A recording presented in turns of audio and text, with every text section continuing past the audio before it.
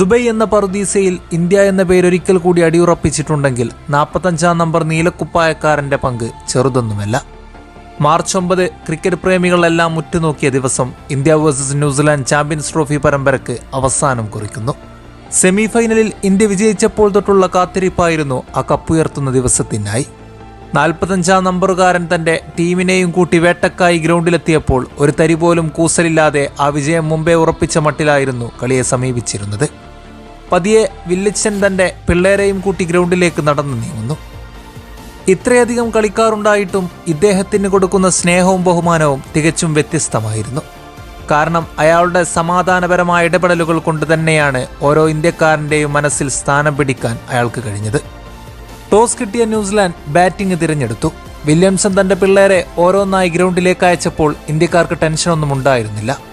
ഒരുപക്ഷെ ആ നീലക്കുപ്പായത്തിനോടുള്ള വിശ്വാസം കൊണ്ടാവാം, പതറില്ല എന്ന ആത്മവിശ്വാസമാവാം. ഇന്ത്യയുടെ ബാറ്റിംഗ് പോലെ തന്നെ ഡബിൾ സ്ട്രോങ് ആയിരുന്നു ബൗളിങ്ങും. ന്യൂസിലാൻഡിന്റെ ആദ്യ വിക്കറ്റ് എടുത്ത് വരുൺ ചക്രവർത്തിയും രണ്ടാമത്തെ വിക്കറ്റ് എടുത്ത് കുൽദീപ് യാദവും അവരവരുടെ ധർമ്മം ഭംഗിയായി നിർവഹിച്ചു. തന്റെ പിള്ളേരിലെ കഴിവിനെ ആലോചിച്ച് ഒരിക്കൽ കൂടി ഒരു ക്യാപ്റ്റൻ എന്ന നിലയിൽ അയാൾ അഭിമാനിച്ചിട്ടുണ്ടാവാം.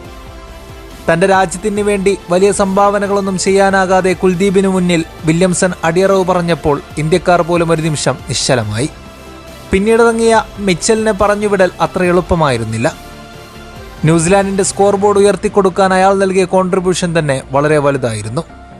63 റൺസിൽ 3 ഫോറും പറത്തി മുഹമ്മദ് ഷമിയുടെ പന്തിൽ ഒരു യാത്ര പറയൽ. അതിനുശേഷം ഇറങ്ങിയ ഫിലിപ്സിനെ എതിർക്കൽ അത്ര നിസ്സാരമായിരുന്നില്ല. അയാളുടെ ബാറ്റിംഗിൽ നിന്നും ഉയർന്നു വന്ന 2 ഫോറും ഒരു 6ഉം അയാൾക്ക് കൊടുത്ത പ്രതീക്ഷകൾ വലുതായിരുന്നു. പക്ഷേ എതിരെ വന്ന വരുൺ ചക്രവാളത്തിൽ അയാൾക്ക് പിടിച്ചു നിൽക്കാനായില്ല. ആടിയുലഞ്ഞ നിമിഷം മനസ്സില്ലാ മനസ്സോടെ കളിക്കളത്തിൽ നിന്ന് അയാളും യാത്രയായി. 251 റൺസെടുത്ത് ബാറ്റിംഗ് അവസാനിപ്പിച്ച് തിരിച്ച് ഡ്രസ്സിംഗ് റൂമിലേക്ക് പോയ ന്യൂസിലാൻഡിനെ വരവേൽക്കാൻ നീലപ്പട സജ്ജമായിരുന്നു. ഓപ്പണിങ്ങിനായി ഇറങ്ങിയ രോഹിത്തും ഗില്ലും ചേർന്ന കോംബോ ഉയർത്തിവിട്ടത് അതിരുകളില്ലാത്ത പ്രതീക്ഷകളായിരുന്നു. As a captain he did his best എന്ന് നിസ്സംശയം പറയാം.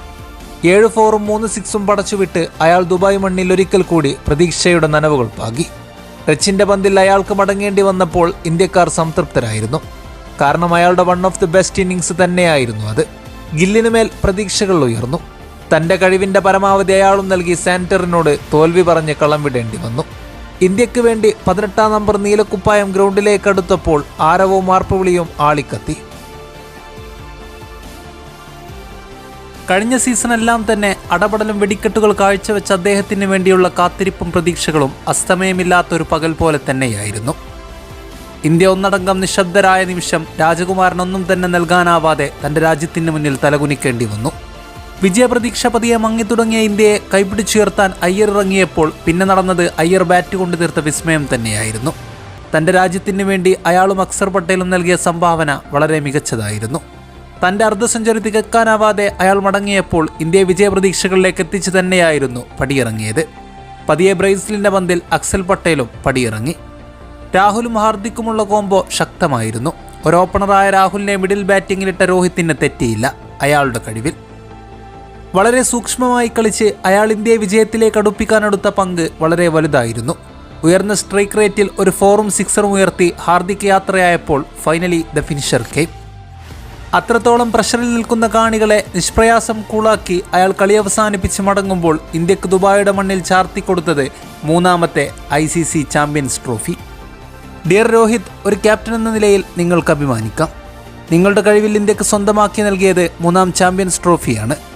ഇന്ത്യൻ ക്രിക്കറ്റിൽ മുൻനിര നായകന്മാർ ഉണ്ടായിട്ടും അവരെ കൊണ്ട് കഴിയാതെ പോയത് നിങ്ങളിലൂടെ ഇന്ത്യക്ക് നേടിക്കൊടുക്കാൻ കഴിഞ്ഞു.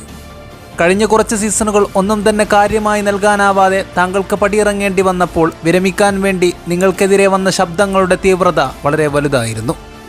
യുവതലമുറയുടെ അവസരങ്ങൾ നിങ്ങൾ ഇല്ലാതെയാക്കുന്നു എന്ന് പറഞ്ഞുള്ള കുറ്റപ്പെടുത്തലുകളും ക്യാപ്റ്റൻ സ്ഥാനം രാജിവെക്കാനുള്ള പ്രഷറും ഇതെല്ലാം നിങ്ങൾ നിഷ്പ്രയാസം നേരിട്ടപ്പോൾ നിങ്ങളുടെ തിരിച്ചുവരവ് ഇങ്ങനെ ഒരു വെടിക്കെട്ട് തീർത്തുകൊണ്ടാവുമെന്ന് ആരും പ്രതീക്ഷിച്ചിട്ടുണ്ടാവില്ല. ഈ ടൂർണമെന്റിന്റെ അവസാനത്തിൽ അയാൾ ഒരു നിലപാട് കൂടി കൂട്ടിച്ചേർത്തു. ഞാൻ ക്രിക്കറ്റിൽ നിന്നും വിരമിക്കുന്നു എന്ന പ്രസ്താവന തെറ്റാണ്. ഞാൻ ഇനിയും തുടരും. നമുക്ക് കാത്തിരിക്കാം 37-കാരനിലെ അടങ്ങാത്ത അഗ്നിയുടെ പുതിയ വെളിച്ചത്തിന് വേണ്ടി.